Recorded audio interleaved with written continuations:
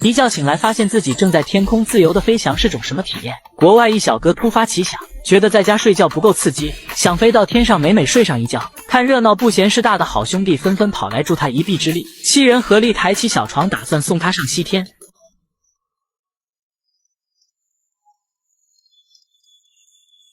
不对，是送他上天。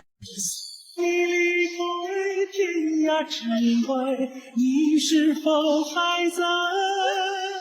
阳光正好，微风不燥，小哥起飞的非常顺利，能在天空自由的翱翔，让小哥感觉无比畅快。为了防止自己睡过头，小哥还特意调好了闹钟，再戴上眼罩，裹上被子，进入美美的梦乡，真正意义上远离了城市的喧嚣，只剩下碧海蓝天和风煦日。风会带着他在天空四处游荡，小床也飞得相当平稳，否则没有任何安全措施，要是不小心翻个身，那就直接大结局了。一旁的毛绒小猫也有幸跟着他体验了一把自由。